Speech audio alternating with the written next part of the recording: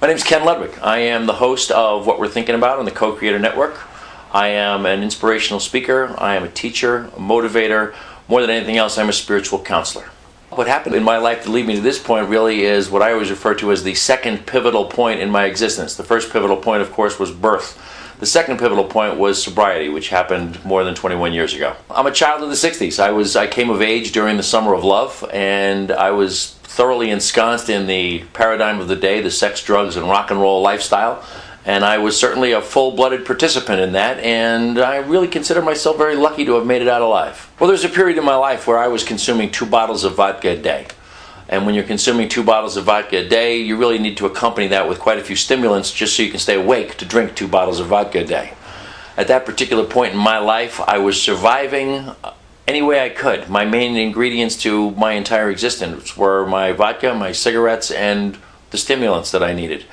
And I came to a point where I had legal problems, where there was an intervention by the authorities that facilitated my moving in a different direction. And it really was very much about staying out of prison. But I wound up in a program that required me to attend AA meetings, required me to attend what we always referred to as the DUI classes, which were the classes that you took when you had been caught drinking and driving. And between those two entities, if you will, between the AA class, the AA meetings and the DUI classes, I came to understand that there was a better way of life than the life I was leading. Now, at that time, did you understand what a spiritual counselor or whatever was, and what would you have done if you had been exposed to someone such as that? At that particular point in my life, I wouldn't have known what a spiritual counselor was. I wouldn't have even known what the meaning of the words was. And I think if someone had approached me from that particular standpoint, what I understand now around those particular ideas, I don't think I would have paid any attention whatsoever. But what I was clear on was that I was moving in a different direction, that things were opening up. I always joke about the fact that about 10 days into being sober, it was like somebody turned on the lights.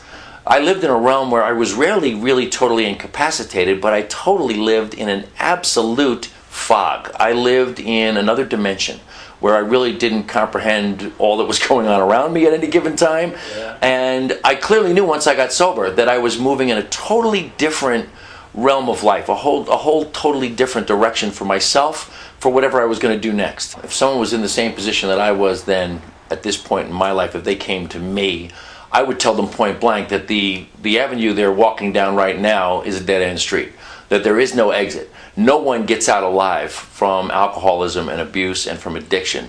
The vast majority of untreated alcoholism is always one thing, and that's fatal. So there really is a choice to be made. Do you want to continue down the path you're on, or do you want to continue down a more life-affirming path and move in a direction where you can be a choice to decide what you're going to do on any given moment of any given day besides have your next drink or your next drug or whatever it is that you're addicted to?